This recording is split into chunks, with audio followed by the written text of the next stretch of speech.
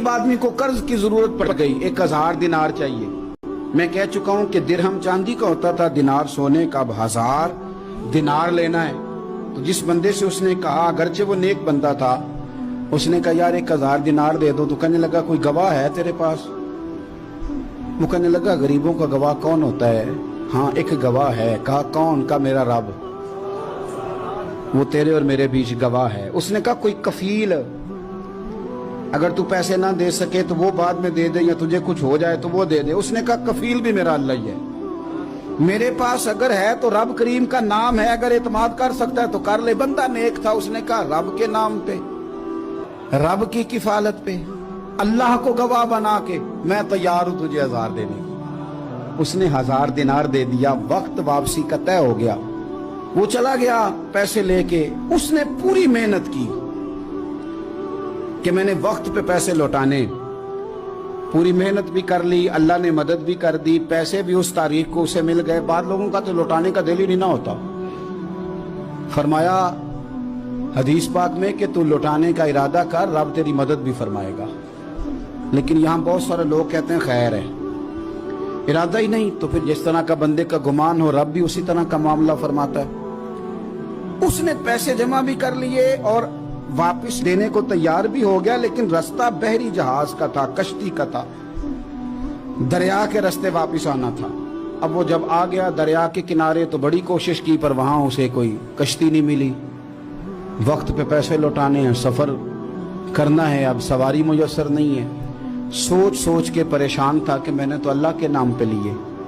अचानक दिल में एक तजवीज आई। उसने एक लकड़ी ली, लकड़ी को अंदर से खोला, 1000 दिनार उसमें भरा। बुखारी पढ़ रहा हूं, और साथ एक खत भी लिखा कि यार मैं पैसे पहुंचाना चाहता था पर मुझे कोई चीज नहीं मिली, दरिया के उस पार आने, अल्लाह के नाम पर तेरी तरफ रवाना कर रहा हूं। और ये कह के वो लकड़ी दरिया में रख दी।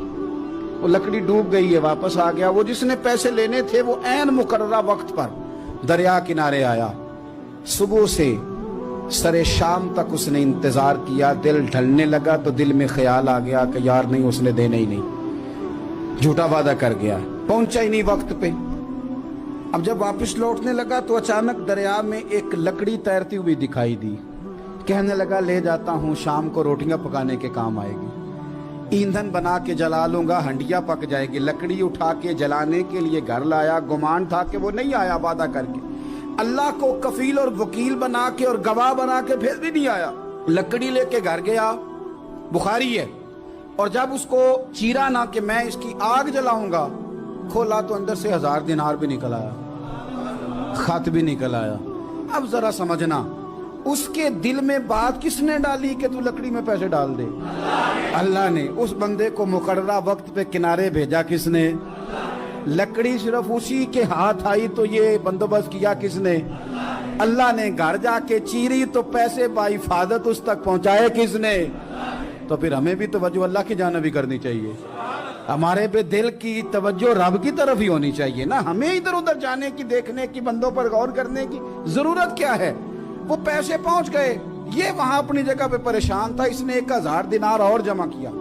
फिर दोबारा एक दिन दरिया किनारे आया, कश्ती मिल गई, बैठ के अपने उस भाई के पास आया। कहने लगा देखना मुझ पर बदगुमान ना होना, पैसे उस तारीख को भी जमा कर लिए थे।